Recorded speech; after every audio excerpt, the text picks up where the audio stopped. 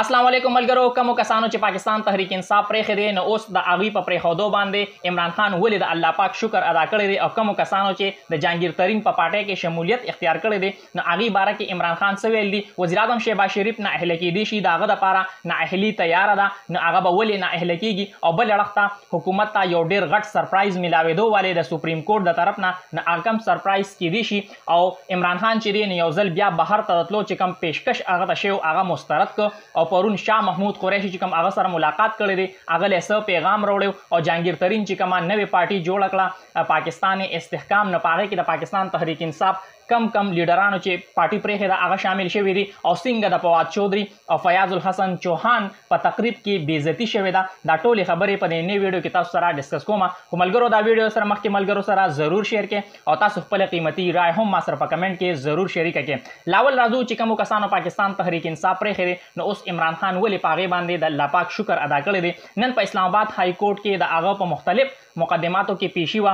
او په ټولو مقدماتو کې عمران خان ته ضمانت میلاو شو او هغه لږ شان صحافیانو سره چې کوم باتچیت وکړو نو هغې کې دا ووایي چې یاره الله پاک چې کوم پاکستان تحریک انصاف دی نو هغه د الیکټیبلز نه آزاد کو او اوس د تحریک انصاف چې کوم ټیکټ دی نو هغه به ګټي او زمونږ سره په هر یو حلقه کې اووه امیدوارونه دي او چې کوم الیکټیبلز دي نو هغې سره اوس په پارټۍ باندې هېڅ فرق نه پروزي او بل اړخ ته چې کم کسانو د جهانګیر ترین په پارټۍ کې شمولیت اختیار کړی دی نو هغوی دپاره عمران خان دا ووایي چې کم کسان هم د جهانګیر ترین په پارټۍ کې تللي دي نو هغوی ته زه ګډ لک وایم او الله پاک دې د هغوی قسمت چې دی نو هغه ښه کي. بل اړخ ته وزیر اعظم شهباز شریف نااهله کیدی شي د هغه دپاره نااهلي چې ده نو هغه تیاره ده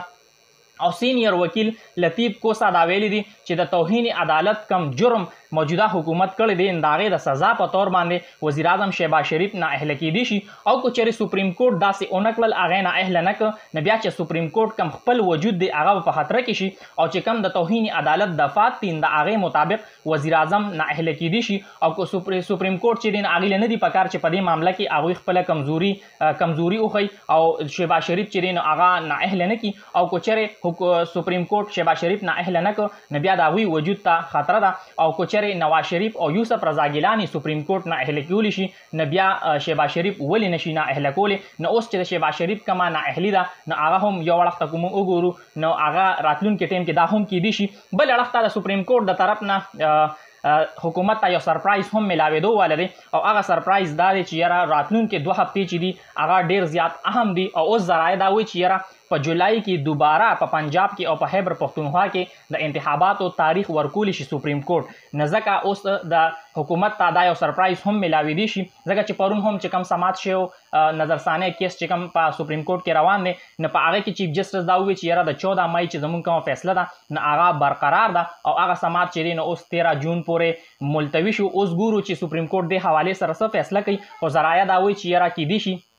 چې کوم کې پی کې انتخابات دي او پنجاب کې دي نو د هغې یو نوی تاریخ د سپریم کورټ د طرف نه راشي. بل اړخ ته عمران خان بهر ته د تلو چې کوم پیشکش و هغه یو ځل بیا مسترد کړ. پرون شاه محمود قریشي عمران خان سره ملاقات وکړو او عمران خان له دا پیغام راوړی چې یاره ته څه ټیم دپاره د ملک نه بهر لاړ شه او چې کوم د پارټۍ دیکبال دی هغه به زه کوم او کوم باغ دوړ دی هغه به زه سنبال کم ته یو سیټ ته شه د پاکستان د سیاست نه ماینس شه. خو عمران خان چې دی نو هغه د دې نه مکمل انکار وکړو او هغه دا وویل چې قوم دې ټیم کې ما سره ولاړ دی او زه به د اخري ساه پورې د حقیقي چې کومه ازادي هغه موقف دی د هغه نعره ده یا د هغه میشن دی نو هغې باندې به قایم یم او څو پورې چې ما کې ساه وي نو زه په دې خپل موقف باندې قایم یم. بل اړخ ته جهانګیر ترین یو نوې پارټي جوړه کړې ده او جهانګیر ترین چې کوم پارټي جوړه کړې د هغې چې کومه جنډه ده هغه هم مخې ته راله او اوس دې کې د پاکستان تحریک انصاف کمې لوټې یا چې کوم الیکټیبلز دي نو هغه شامل شوي دي.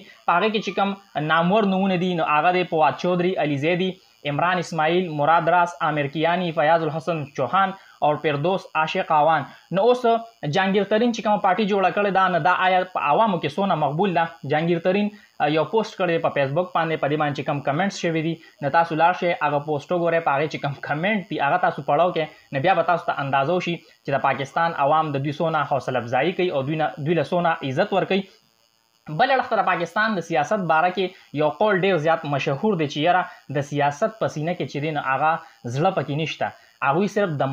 صرف مفاد پرست د پاکستان سیاست او واقعي داسې ده دا کم کسان چې تاسو ته پر سکرین باندې ښکاري دي وګورئ دوی به مخکې کمې دعوې کولې چې پاکستان تحریک انصاف سره کله بیو او اوس دوی چې دی نو د پاکستان تحریک انصاف چې کوم مخالف دي یا د هغوی مخالف یو سیاسي پارټي جوړه کړه او جهانګیر ترین سره په ګروپ کې کېناستل نو اوس نن د دې ټایم نه چې ویډیو ریکارډ کوم دی نه لږ شان مخکې د دې چې کوم تقریب دی هغه مو شو او په هغې کې د فواد چودھری او فیاض الحسن چوهان ډېره زیاته بېعزتي وشوه او هغوی چې دی خپل مخونه پټول او هغوی په سټیج باندې هم نو کېنولې شوي کوم چې مخې ته چیرز و نو په هغې باندې کېنولې شوي نو اوس دې نه تاسو د اندازو لګوئ چې فواد چودھری او فیاض الحسن چوهان ته پاکستان تحریک انصاف والا څومره عزت ورکړو خو دوی هغه عزت چې دی نه هغه ټوکراو کو او بل اړخ ته لاړل دا جهانګیر ترین په ګروپ کې هغوی په سټیج باندې هم راونه غوښتل او ویل کېږي دا ذرایع دا هم وایي چې یاره پرویز خټک هم یو نوې پارټي جوړولو والا دی او هغه دا دعوه کړې ده چې 50 نه زیات سابقه چې کوم MNS دي د پاکستان تحریک انصاف